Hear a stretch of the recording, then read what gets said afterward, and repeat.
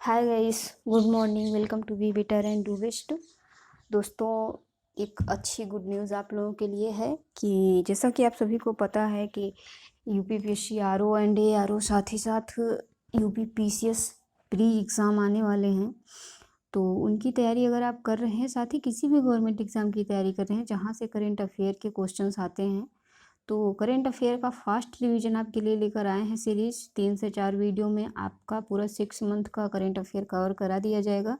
तो चलिए स्टार्ट करते हैं। वीडियो को ज़्यादा लंबा नहीं करेंगे क्योंकि समय बहुत ही कीमती होता है। और चलिए देखिए, आज का जो सबसे पहला पॉइंट है वह है राष्ट्रीय स्वच्छता रैंकिंग। देखिए, हर तीसरे माह पे जारी की जाती है। तो जो पहली जारी की गई थी उसमें भी इंदौर आया था स्वच्छता रैंकिंग में फर्स्ट, और द्वितीय में भी इंदौर ही आया है। और दूसरे नंबर पे प्रयागराज की बात करें तो प्रयागराज 9वें नंबर पे आया है। ठीक है, अपना जो प्रयागराज है यूपी का, ये 9वां नंबर है, और एमपी का इंदौर जो है पहले नंबर पे आया हुआ है। तो चलिए देख लेते हैं आगे इसको। अगला है लोकपाल नियम 2020। चलिए इसके बारे में कुछ जानते हैं। तो देखिए, लोकपाल अधिनियम 2020 डीओपीटी द्वारा जारी किया गया। और यह होता क्या है कि यह शिकायत कर सकता है जो अधिकारी हैं, मंत्री हैं, उनके खिलाफ अगर कोई भ्रष्ट है तो अब इसमें करना क्या होगा कि शिकायतकर्ता दो प्रकार के होंगे। एक तो अपना देशी होगा, जो नागरिक होगा देश का, दूसरा विदेशी होगा। अगर देश का नागरिक है तो उसको पहचान पत्र प्रस्तुत करना पड़ेगा। अपना पहचान पत्र कोई वैध पहचान पत्र होना चाहिए, आधार कार्ड, पैन कार्ड वगैरह वगैरह। और अगर कोई विदेशी है तो उसका पासपोर्ट होना ज़रूरी है। अब आप कैसे शिकायत कर सकते हैं? आप डाक के माध्यम से भी शिकायत कर सकते हैं, व्यक्तिगत भी कर सकते हैं, इलेक्ट्रॉनिक के माध्यम से भी कर सकते हैं। अगर आप इलेक्ट्रॉनिक के माध्यम से करते हैं तो 15 दिन के अंदर आपको हार्ड कॉपी जो है लोकपाल को देनी पड़ेगी। अब यहाँ पे देखिए किस भाषा में आप कर सकते हैं। तो दो भाषाएं हैं, आंग्ल भाषा या फिर अपने संविधान में जो भारतीय संविधान 22 भाषाएं हैं उनमें से किसी भी भाषा का आप प्रयोग कर सकते हैं। अब शिकायत कैसे देना है आपको? शिकायत पत्र के साथ हलफनामा होना चाहिए प्लस पहचान पत्र। मतलब 3 चीज़ें जरूरी होनी चाहिए। पहली बात तो शिकायत पत्र होना चाहिए, उसके साथ एक हलफनामा लगा होना चाहिए और पहचान पत्र भी होना चाहिए। प्रधानमंत्री के विरुद्ध शिकायत की सुनवाई लोकपाल पीठ द्वारा अगर खारिज की जाती है तो इसके लिए किसी भी प्रकार का उत्तरदायित्व तो नहीं होगा लोकपाल पर। और अगर दोस्तों लोकपाल सेवकों के विरुद्ध शिकायत पर प्रतिबंध कोई स्पष्टीकरण नहीं है, मतलब कि आपको पता है कि लोकपाल सेवक जो सेवक होते हैं उन पर शिकायत पर प्रतिबंध है और इसके लिए कोई स्पष्टीकरण भी नहीं दिया गया है। लोकपाल सेवक जैसे नौसेना अधिकारी हो गया, वायुसेना अधिकारी हो गया, तट रक्षा सेना अधिकारी हो गया।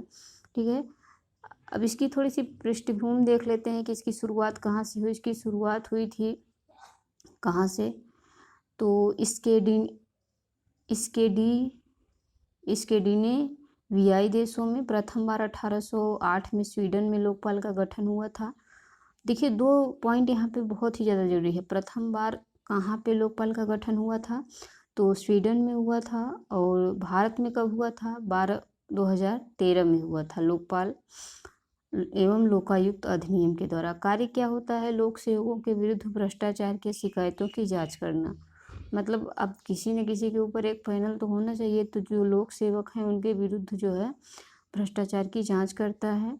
लेकिन एक बात और है कि यहाँ पे अगर जांच, ठीक है, जांच के निष्कर्ष में लोकपाल की पहचान तब तक सुरक्षित रखी जाती है जब तक उस पर जो है साबित नहीं हो जाता केस। मतलब किसी भी अगर अधिकारी के ऊपर, लोक सेवकों के ऊपर अगर कार्यवाही की जा रही है तो उसका नाम तब तक गोपनीय रखा जाएगा जब तक शिकायत जो है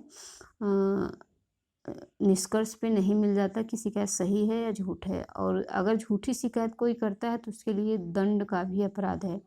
मार्च 2020 में तबलीगी जमात, बहुत ही आपने सुना होगा, जिन्होंने कोरोना फैलाया था, तो ये अधिक से अधिक संख्या में सभा में उपस्थित हुए थे। कहाँ पे? दिल्ली निजामुद्दीन में।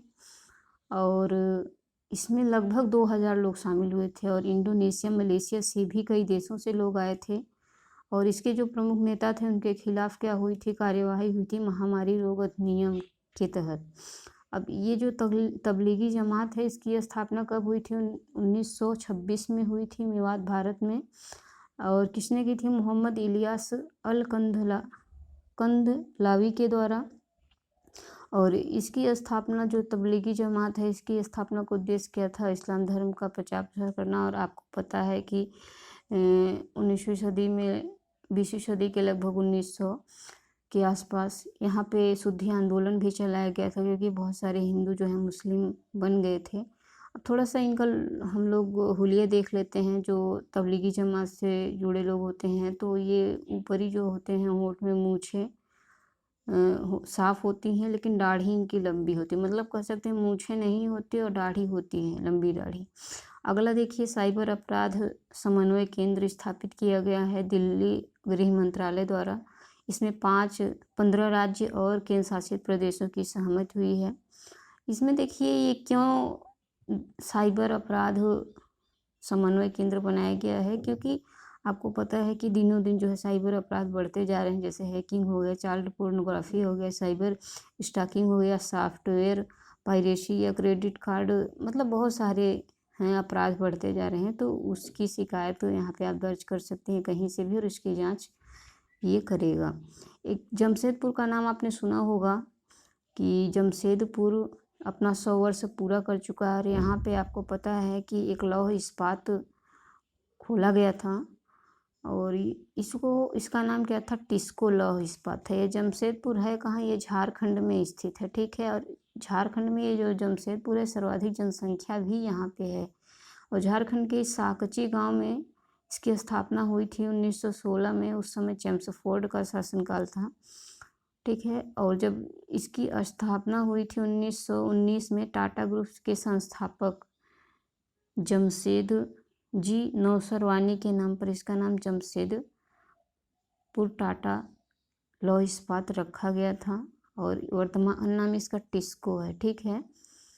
अगला देखिए, सबरीमाला प्रकरण आपने सुना होगा कि ये सबरीमाला प्रकरण आखिर है क्या?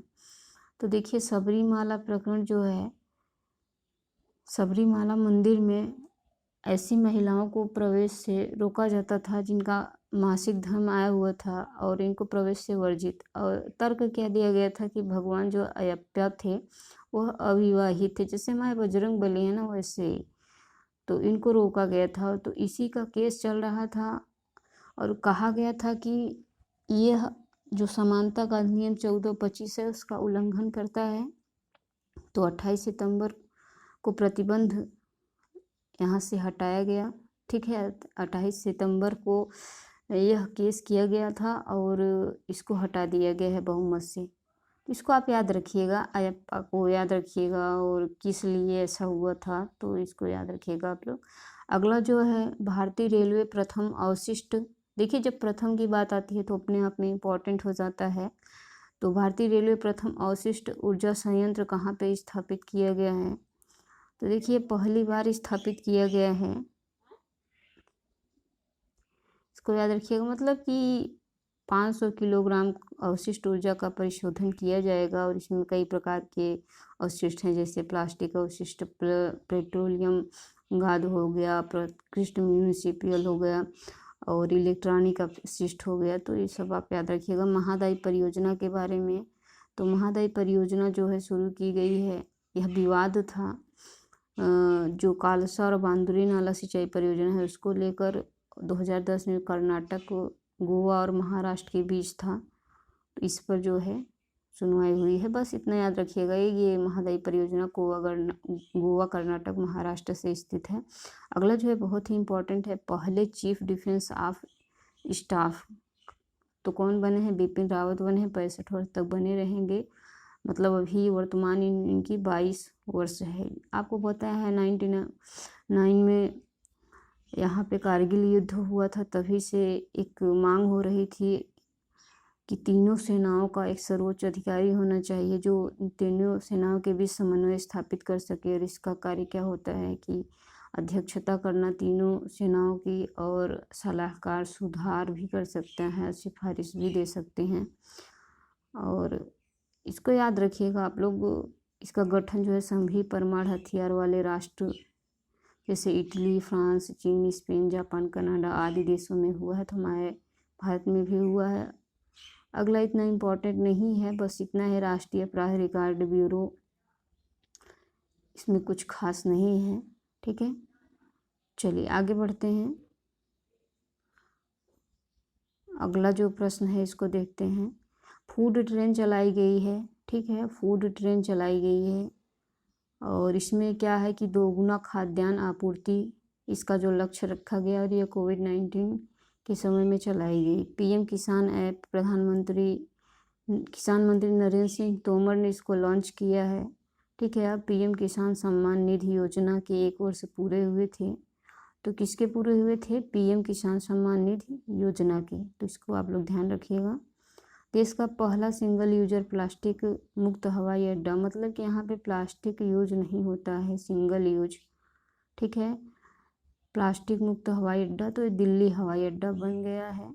और भारत का एक लक्ष्य भी है कि प्लास्टिक उपयोग को समाप्त करना। तो कब तक लक्ष्य रखा गया है? 2022 तक। इसको आप लोग याद रखिएगा, ये बहुत ही ज़्यादा इम्पोर्टेंट है। अगला है कि राष्ट्रीय जैविक भोजन उत्सव फरवरी में मनाया गया। इसकी थीम थी unleashing Indian organic market potential. Bharat Kaushal Sansthan, तो यह गुजरात गांधीनगर में इसकी स्थापना हुई है। इसको याद रखिएगा। मध्याह्न भोजन में सबसे नंबर 1 पे पश्चिम बंगाल है, बिहार दूसरे नंबर पे, उड़ीसा जो है तीसरे नंबर पे है। तो जो सरकारी स्कूलों में मध्याह्न भोजन दिया जाता है, इसमें सबसे पहला जो है पश्चिम बंगाल है, बिहार है, उसके बाद उत्तराखंड है। चलिए, ऊर्जावान शहरों की सूची में सबसे पहले नंबर पे कौन आया है? तो सबसे पहले नंबर पे हैदराबाद और बेंगलुरु आया है। 12वें नंबर पे पुणे है, 16वें नंबर पे कोलकाता है और 20वें नंबर पे मुंबई है। पहला ई कचरा क्लिनिक, तो जहाँ पे भी प्रथम या पहला आता है इम्पॉर्टेंट हो जाता है। तो पहला ई कचरा क्लिनिक जो है भोपाल मध्य प्रदेश में खोला गया है। बस इतना आप इसके बारे में याद रखिएगा। देश का सर्वाधिक प्रदूषित शहर कौन सा है? तो झरिया है। ठीक है, ये झरिया कहाँ है? झारखंड में है। तो ये सर्वाधिक प्रदूषित है। इसके बाद धनबाद आता है, फिर नोएडा, गाजियाबाद, अहमदाबाद। तो अगर आप राज्य देखते हैं तो झारखंड, उत्तर प्रदेश, गुजरात आएगा और शहर देखेंगे तो झरिया, धनबाद, नोएडा, गाजियाबाद और अहमदाबाद।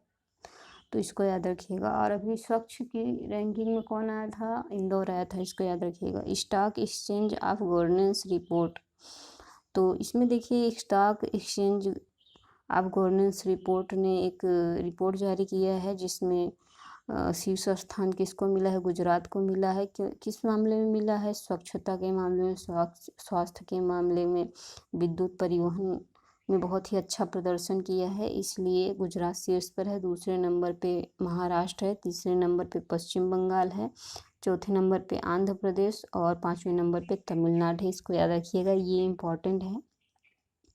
अगला देखिए, वाकयोम सत्याग्रह मेमोरियल संग्रहालय कोट्टम जिला में है, यह केरल में है।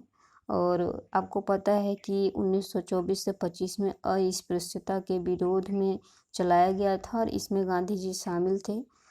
और आपको पता है यहाँ पे गांधी की एक कांस्य मूर्ति भी स्थापित करी गई है। तो ये बहुत ही ज़्यादा चर्चा में रहा है। तो इतिहास से इसमें प्रश्न बन सकते हैं, इसको याद रखिएगा। और कभी कभी पूछता भी है कि किस आंदोलन की अध्यक्षता गांधी ने नहीं की थी? तो ये वाकयों में ही है, इसमें शामिल हुए थे लेकिन अध्यक्षता नहीं की थी। अगला देखते हैं, मलप्पुरम। ठीक है, मलप्पुरम क्या है? तो यह सबसे तेज़ी से आगे बढ़ने वाला एक शहर है। ठीक है, अगला देखिए, मुक्ति कारवां क्या है? मुक्ति कारवां जयपुर राजस्थान। ठीक है, जयपुर राजस्थान और राजस्थान पुलिस और कैलाश सत्यार्थी का नाम आपने सुना ही होगा। तो ये चलाया गया है कि योजना और मजदूरी और बाल शोषण के विरुद्ध भारत प्रथम फूड ट्रेन चलाया गया है। कहाँ पे चलाया गया? आंध्र प्रदेश, अनंतपुर तड़ीपत्री रेलवे। ठीक है, इसको आप लोग याद रखिएगा। तो ठीक है दोस्तों, पार्ट 1 इतना ही। थोड़ा छोटा छोटा वीडियो बनाएंगे ताकि आप लोग फास्टली रिवीजन कर सकें। नेक्स्ट पार्ट जल्दी ही आपको मिल जाएगा। बहुत बहुत धन्यवाद।